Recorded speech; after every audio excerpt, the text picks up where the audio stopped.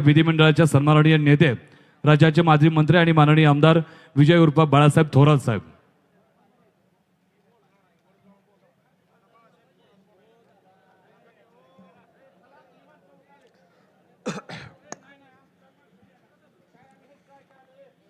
महाराष्ट्र प्रदेश Congress committee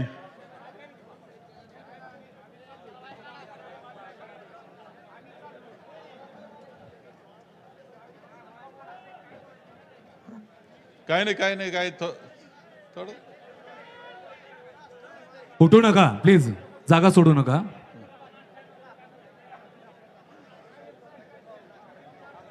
Maharashtra प्रदेश Congress committee आणि सांगली जिल्हा काँग्रेस कमिटीच्या वतीनं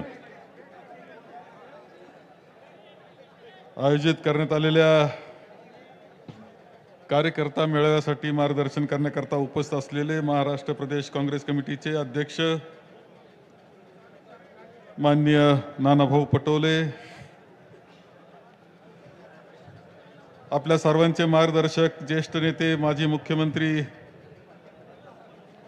आदरणीय पृथ्वीराजजी चव्हाण साहेब, ज्यांनी आपल्याला अत्यंत चांगलं मार्गदर्शन इथे केलेलं आहे, असे युवक नेते माननीय आमदार विश्वजितजी कदम, सांगली जिल्हा काँग्रेस कमिटीचे अध्यक्ष सन्माननीय आमदार विक्रमजी सावंत, माननीय सांगली शहर काँग्रेसचे अध्यक्ष माननीय पृथ्वीराजजी पाटील, येथे उपस्थित असलेले आपल्याला येथे निरीक्षक प्रदेश काँग्रेसचे माजी मंत्री माननीय रमेशजी बागवे, माननीय जितेश भैया कदम, माननीय जे.के.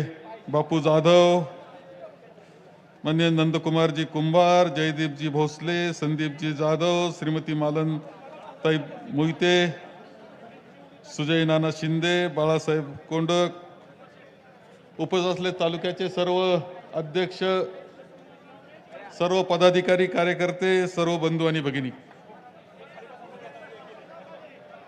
महाराष्ट्र प्रदेश काँग्रेस कमिटी आणि सांगली जिल्हा काँग्रेस कमिटीच्या वतीनं आजचा हा मेळावा येथे आयोजित करण्यात आलेला आहे। वेळही बरेच झालेली आहे, भाषण सुद्धा आपण आपल्या भावना व्यक्त करणारी भाषणं इथे झालेली आहे। विश्वजित कदम यांनी अत्यंत सुंदर पद्धतीनं सगळी मांडणी आपल्या पुढे केलेली आहे, जे चित्र आहे ते स्पष्ट करण्याचा प्रयत्न त्यांनी केला आहे। मनातल्या भावना सुद्धा त्यांनी अत्यंत स्पष्टपणे आपल्या पुढे मांडलेल्या आहेत। खरं आहे की आपण एक वेगळ्या परिस्थितीमधून जातो आहोत, देश एका वेगळ्या परिस्थितीमधून जातो आहे, महाराष्ट्र राज्य एका वेगळ्या परिस्थितीतून जातो आहे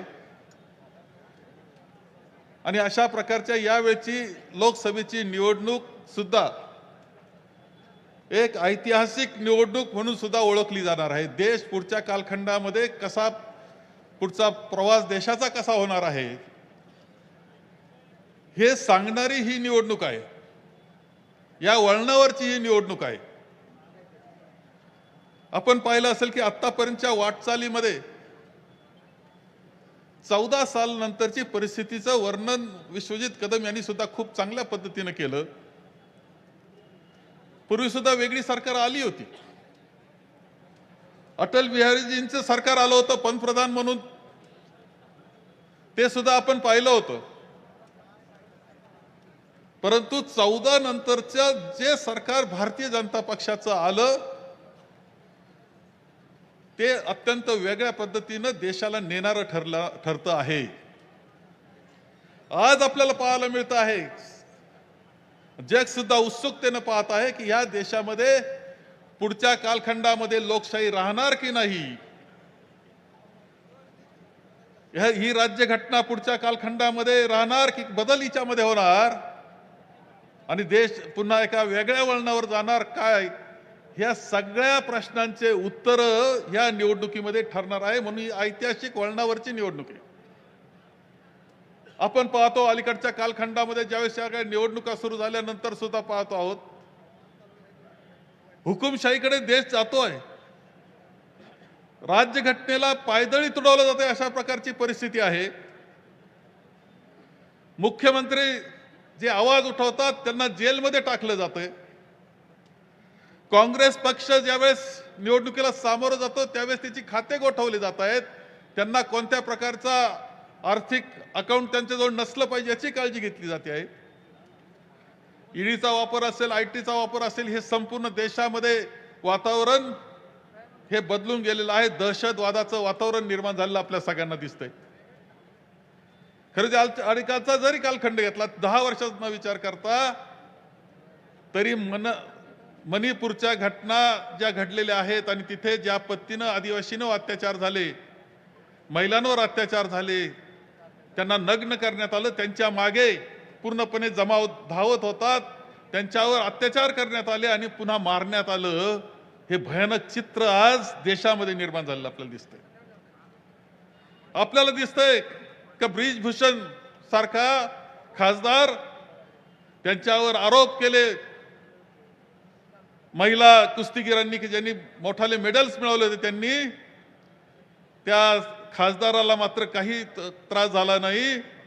त्या मुलींना मात्र ओढून नेऊन घसरत नेऊन जेलमध्ये टाकण्यात आलं. हे चित्र आज देशाचं निर्माण झालेलं आहे.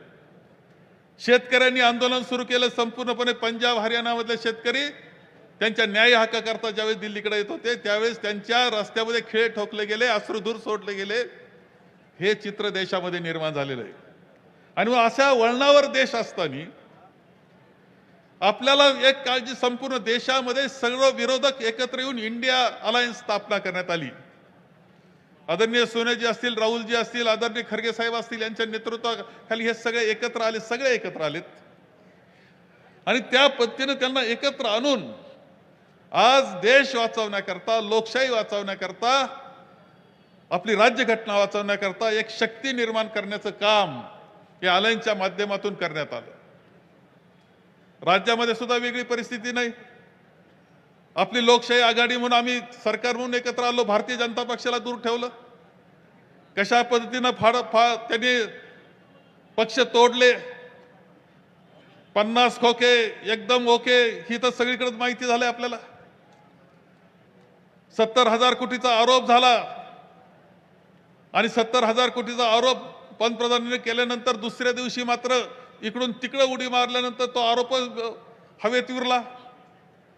सरकार स्थापन करण्याकरता भ्रष्ट पद्धतीचा मार्गाचा अवलंब भारतीय जनता पक्ष या राज्यामध्ये करतोय. याच्या बाबतीत सुद्धा पूर्ण नाराजी ही या राज्यामध्ये आहे. आणि म्हणून इथे सुद्धा लोकशाही आपली महाविकास आघाडीची स्थापना झाली. सरकार म्हणून काम केलंच, परंतु पुढे ती राहिली पाहिजे असा हा प्रयत्न केला.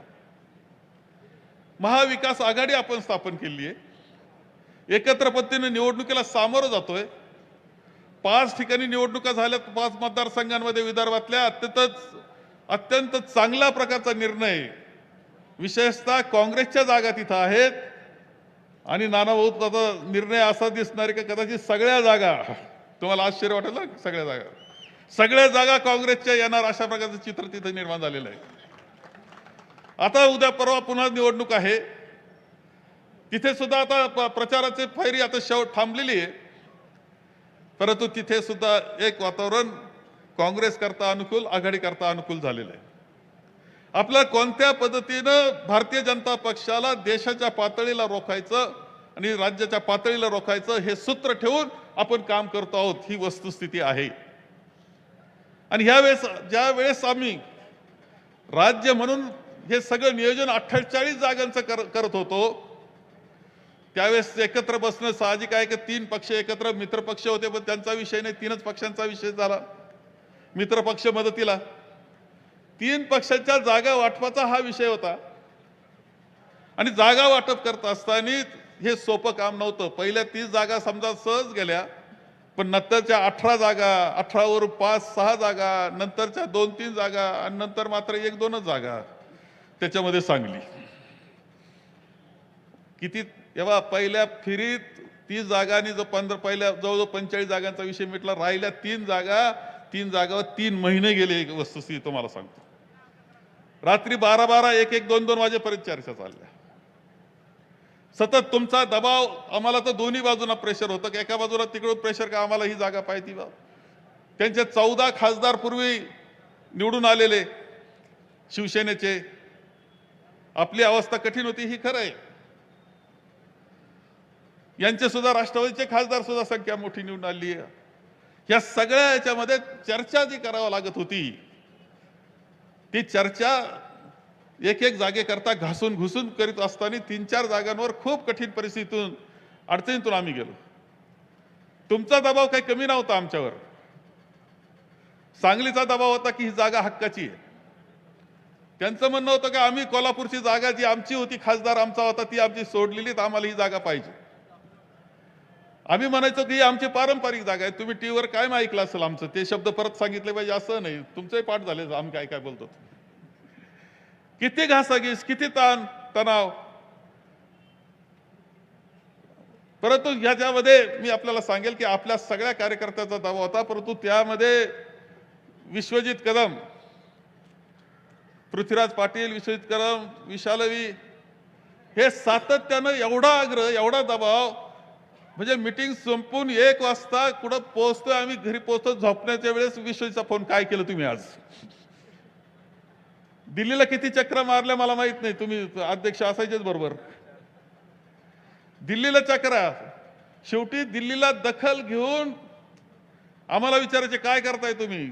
शेवटी दिल्लीवरून सुद्धा के.सी. वेणुगोपालजी, स्वतः सगळ्या देशाचं इलेक्शन पाहणारे माणसं म्हणजे के.सी. वेणुगोपालजी, ते स्वतः मुंबईला. एवढंच नाही तर मुकुलजी वासनिक यांच्याकडे पूर्णपणे राज्याच्या सगळ्या राज्यांची जबाबदारी अलायन्सची त्यांच्यावर, ते सगळी चर्चा असताना ते मुंबईला. रमेश चेनिथालाजी आपले प्रभारी, ते मुंबईला. आणि ते स्वतः सुद्धा बैठकीला बसले आणि आग्रह धरला की आम्हाला ही जागा पाहिजे. परंतु शेवटी असं आहे की हे मान्य करावं लागतं आपल्याला की त्या आमच्या मित्रपक्षांनी मात्र त्याला मान्यता त्यांनी दिले नाही. एक वेळ अशी आली होती की शेवटी करायचं काय हा प्रश्न, इंडिया अलायन्सचं करायचं काय, इथपर्यंत आघाडीचं करायचं काय हा प्रश्न.